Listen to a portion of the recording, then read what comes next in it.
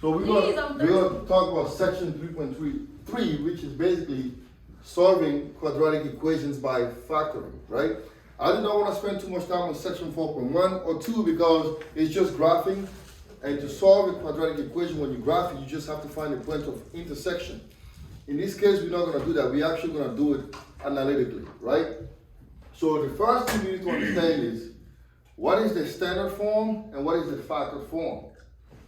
You guys heard about the standard form of an equation of the second degree, right? Now, if you look here, this is called the standard form. Any equation in the form ax squared plus bx plus c is in the standard form.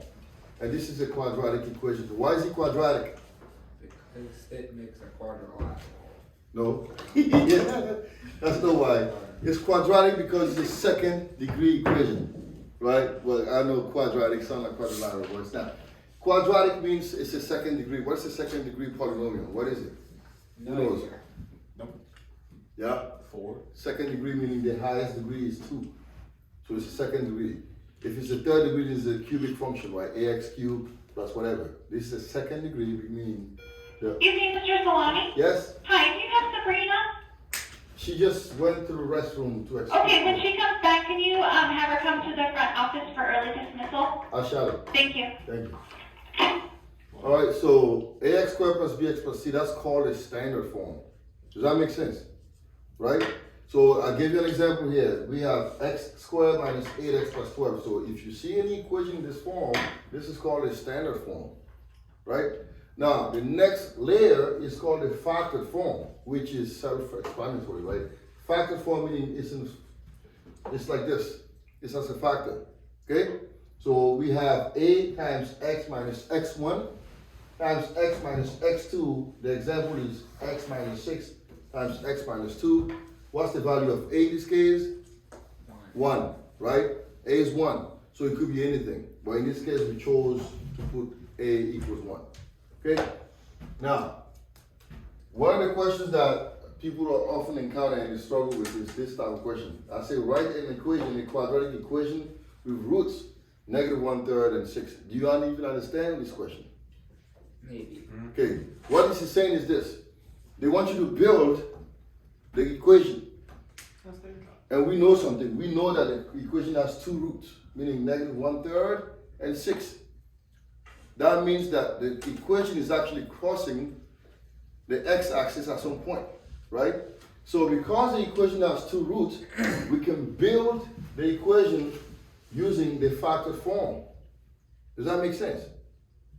I know the roots, right? That means the equation, the equation is crossing, or the function is crossing the x-axis at 2 roots. Does that make sense? Am I making sense here? Sure. Right? We have the function is crossing the x-axis at 2 places. You've been called, all right? All right, so basically what we're going to do is we're going to build that equation. So the equation is going to look like this.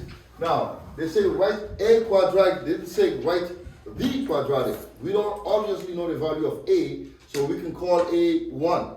I chose to let a equals 1. So I'm going to start by saying this is equal to a times x minus 6 and then x minus negative 1/3. Now, do you see what I'm doing here? I'm trying to build the function.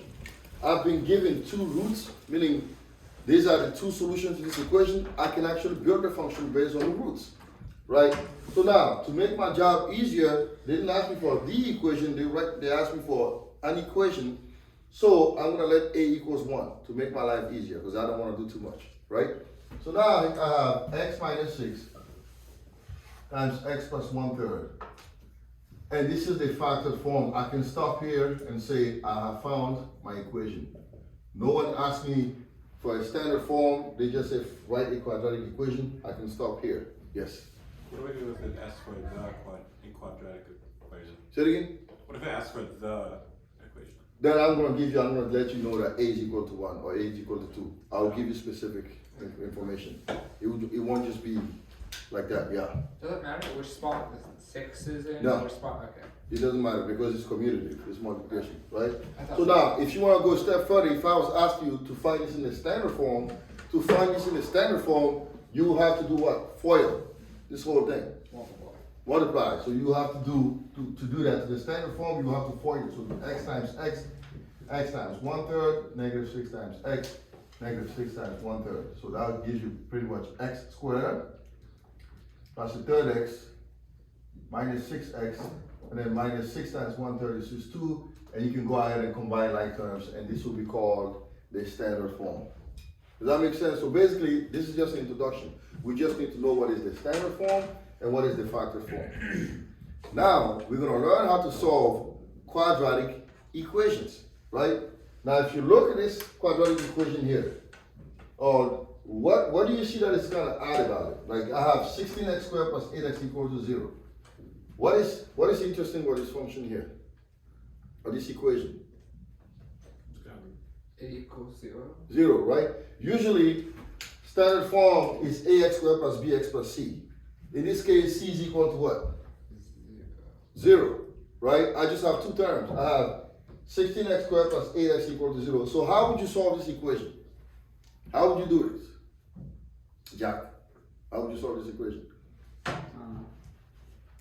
We factor out what? What is this called? Greatest common factor. The greatest common factor, right? To solve this, I have to factor this. So what's my GCF?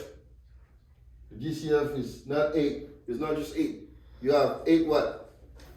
8x, right? Yeah. The GCF is 8x, so I'm going to put 8x as a factor. If you did algebra 1, we discussed this, right? So I'm going to put 8x as a factor. So if I put 8x, what am I left with? For the first term, 16. 2x, No. right? Plus what? 1.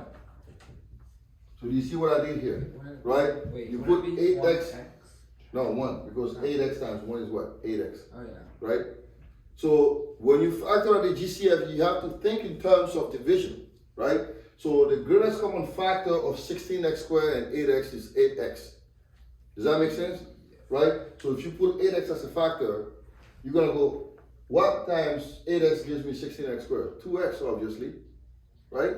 And then what times 8x gives me 8x? 1. And now you can solve this equation by setting each one of these separately equal to 0, right? So you're going to go 8x is equal to 0, or 2x plus 1 is equal to 0, and then solve for x. Does that make sense? We have a product, right? We have to separate them and then solve them individually. Are we good? Yeah. So that means we divide this by 8. So x is 0, or X is negative 2x equals negative 1, and x equals negative 1/2. So your solutions are x equals 0, and then x equals negative 1/2. This is how you solve a second degree equation with c equals to 0 by using the GCF. Does that make sense? Now the next thing is using the perfect squares to solve this, right? Now before we talk about perfect squares, I need to explain this equation. I don't think some of you guys have done it. So this is called an identity. A plus b squared. Somebody did some math several years ago and realized a plus b squared is equal to a squared plus 2ab plus b squared. This is called an identity. Identity. Did you know about this identity? I learned about this in Right. Algebra 1. Yes, this is called an identity. Now, how do you use the identity to solve a quadratic equation? Is what we're going to learn. Now, if you look up here, I have an equation. X squared plus 16x plus 64 is equal to 0. So how do I go from that to this is my job, right? So what I need to find is I need to find two perfect squares first, and I need to double check to see if the middle numbers multiplied together will give me 2ab. So if you look here, right, if you look at the extremities, I have x squared and 64. Is x squared perfect square? Yes, it is, right? I have x squared, so I'm going to call x squared a squared. And then 64 is also a perfect square. 64 is what? times 8. Is 8 squared, right? So now this is basically x, parenthesis squared, equals to 8 squared. Now I can go from here and then build this. Okay? I can build this from here because I know that x squared is pretty much x squared, which is a squared, and then 64 is 8 squared, right? So then I just have to double check that 2ab, 2 times x and 8 gives me 16x. Let's see. If I do 2 times x times 8, which is basically 2 times a times b, I get 16x. So since this is true, therefore I can rewrite this equation as x plus 8 squared equals to 0. Basically, I'm using my perfect square to solve this problem. You get it? Wait. You have the quadratic equation. You want to see if this is a perfect square. Yes? Wait, I'm a little confused because isn't 16 also a perfect square? Like, why 16 do you is- only need 2? Well, 16 is in the middle. You always want to start with the extremities, like x squared and 64. You reorder it because it's ax squared plus bx plus c, right? So what you want to do is this. You want to verify that 16x can be a perfect square because you have 16x. There's an x here. So it's no longer a perfect square. 16 is a perfect square, but this is a whole expression, is 16x, right? So now, here's the problem. Sometimes it's not quite evident to do this. So if you feel like this is too much, just use the old method. I want two numbers whose product is what? 64, and sum is 16. What is it? You want two numbers whose product is 64 and sum is 16. X. Let's do that. I have x squared plus 16x plus 64. I want two numbers whose product is what? 64 and sum is 16x. What is it? 8. 8, right? So you just go x plus 8 and what? X plus 8. No minus. X plus 8 and x plus 8. Wait, so when do you get the x plus x minus? Well, you're going to get that if it depends on the numbers. Here you have a positive. So if it's supposed positive? There's no positive and this is positive. You want two numbers whose product is 64 and sum is 16x. So it's 8 and 8. Does that make sense? Are we good? Are we good on that? Alright? And now we can just solve it. So I have now x plus 8 times x plus 8 equals to 0. How do I solve it? I just split them because it's the same expression. I'm just going to have x plus 8 is 0. And then subtract 8 on both sides. We get x equals negative 8. Since it's the same expression that is being repeated twice, we don't have to solve this twice because it's going to be the same answer. Okay? Confused? Why wouldn't you just do FOIL? FOIL. FOIL. What do you mean? Like, Like here?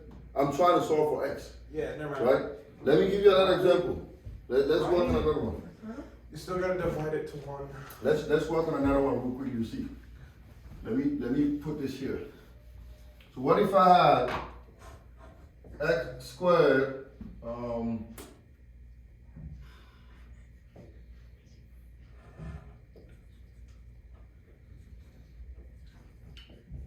Alright, equals to 0. How would you solve this problem? X squared plus 6x plus 9 equals to 0. What would you do here? X squared, perfect square. And 9 It's in a perfect square. So that would be X plus 3. Squared, right? So it would be x plus 3 squared, which, yeah, you got that, right? X plus 3 squared, because they're both perfect square. You got it? Or, let's say you didn't know how to use that method. You just go, okay, I want two numbers whose product is what? 9, and sum is 6. So what? X plus 3, yes sir.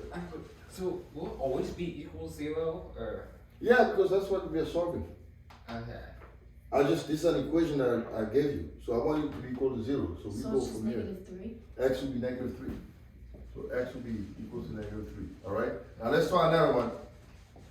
Why would, wait, okay, never mind. Wait. So how would you solve this? X squared minus 10x plus 25 equals to 0. Is the first one gonna be subtraction? So it's gonna be x minus 5, x plus 5? No, x minus 5, x minus 5. But the second one's positive. It doesn't matter, yeah. So just if one's negative, they're both negative? Well, this one is negative here because basically what you want to do, you want two numbers whose product is 25 and sum is negative 10. Right? So it's 5. 5. But since this is negative 10, they both have to be negative. Oh, because negative times, okay. Got it? So then your Yeah. thing is x equals 5? Yeah, x minus 5, or x minus 5 squared if you want. Right? And then solve it, so x is 5. Does that make sense? Are we good? Alright, so I think this is it for this thing. Now we can do some problems and figure it out. Alex,